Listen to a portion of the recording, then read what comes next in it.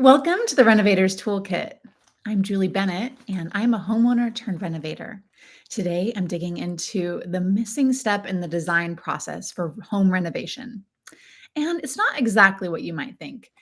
Now, when I renovated my Seattle home, I discovered there's the steps, traditional steps in the design process, from schematic design to design development, construction bidding, and then the construction administration and the actual building. Do you notice the thing that's really missing from this whole picture? Well, it's you, homeowner. I found that it was hard to know exactly where I fit into the process. So I'm adding a step in the renovation design build process. And this is really homeowner preparation. It is the homeowner homework, and it is the thing that you can do to set yourself up for success when you are renovating your home. So let's get a little bit more specific. So some firms do add a step in the design process. They will have a kind of a pre-design uh, portion of the home renovation process, but this isn't really you getting really specific about what you're looking for.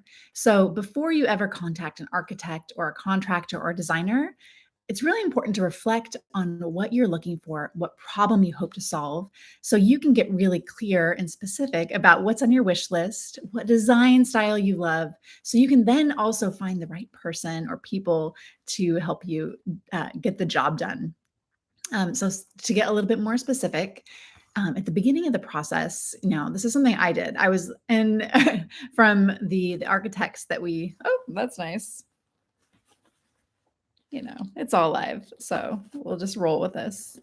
Um, from the from the architects that we just talked with, this was something we discovered was out of the ordinary, but I did find it really helpful that we came so prepared. So before we ever really talked to architects or designers about what we hope to achieve or what we wanted our house to look like when we rebuilt it, I actually sat down and completed a full wish list. So really writing down all the things. So I really recommend doing the homework before you begin the process to document everything that you think you might actually want from your home build process.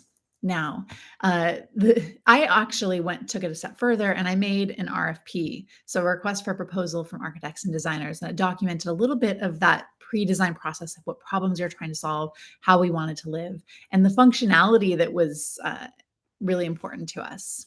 Those things were really helpful in articulating exactly what we wanted and hoped to achieve. The other thing that I really encourage you to do in this homeowner homework part of the process before you get in front of architects or designers is to really get specific and explore your design style.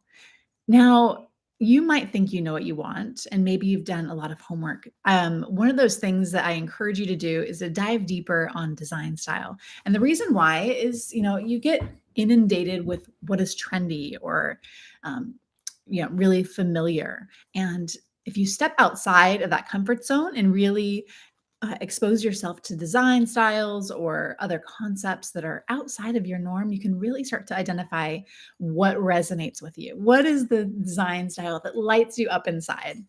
For me, it's really like mid-century and modern design, which was outside the boundaries of what was really familiar and what I grew up with.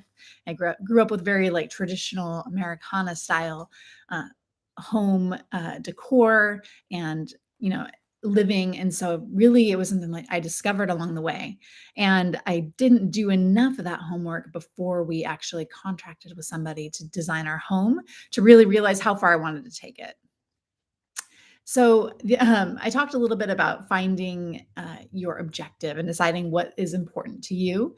Um, it's really important to get so specific about why you're doing this. And this is the work to do before you ever contact an architect, designer, and a contractor. I keep saying that over and over again, but it is so important to really understand what problems are you trying to solve. So maybe you're looking to make your footprint bigger. So you're looking for more square footage, or maybe you just want it to be a better layout and an open floor plan, or optimize the space that you have. There's so many different ways to solve a problem, and really understanding what problem you're trying to solve will help you articulate your wish list and then prioritize it later. So, like for example, if you plan to resell your house in the future and you want it to be worth more than what you've invested in it, um, that's one of those things to really be upfront and clear about at the beginning. So you make design decisions that are going to be attractive to a buyer in the future. And also understanding, what is your timeline? Is this like a 2 to 5 or 7 year timeline?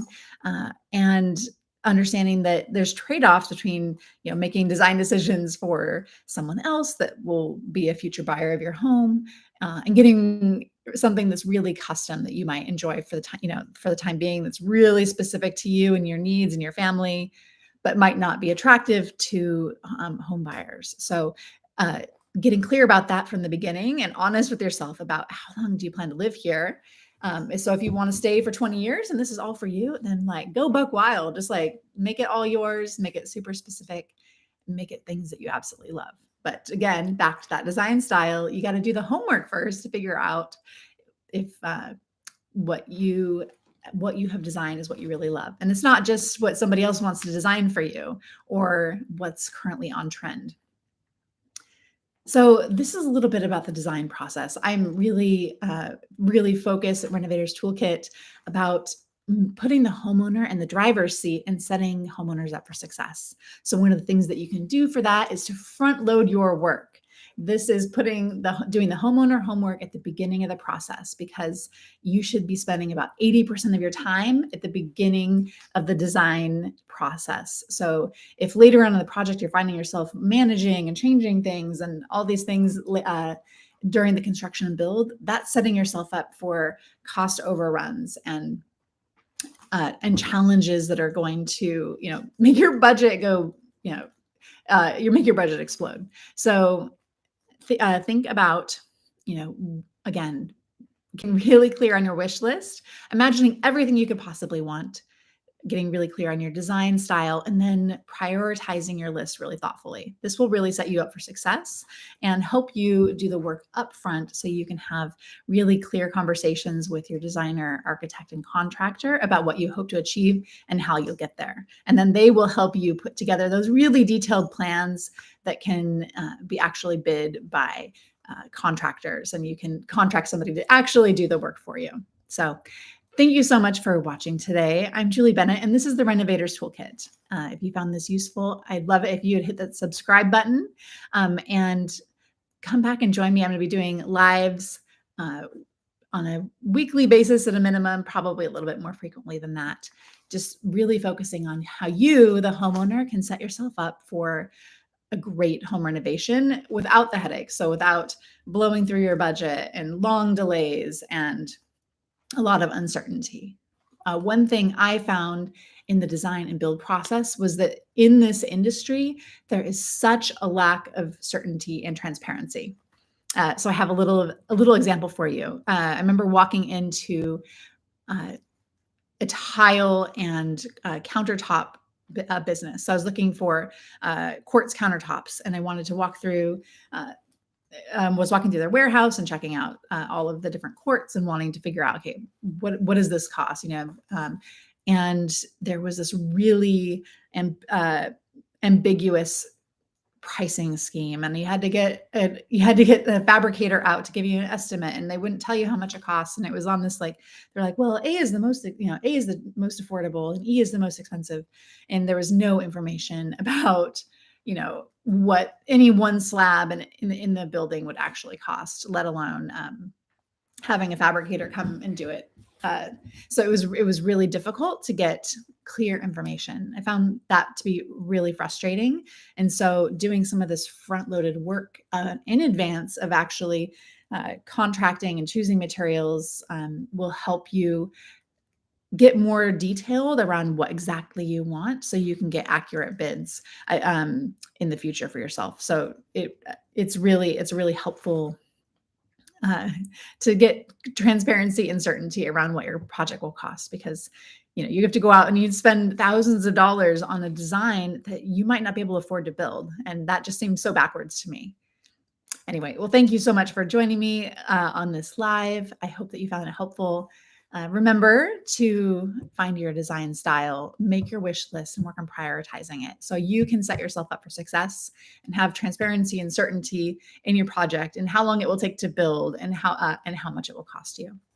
Go ahead and hit that the subscribe button if you found it useful, and I hope to see you again on the next live. Thanks so much.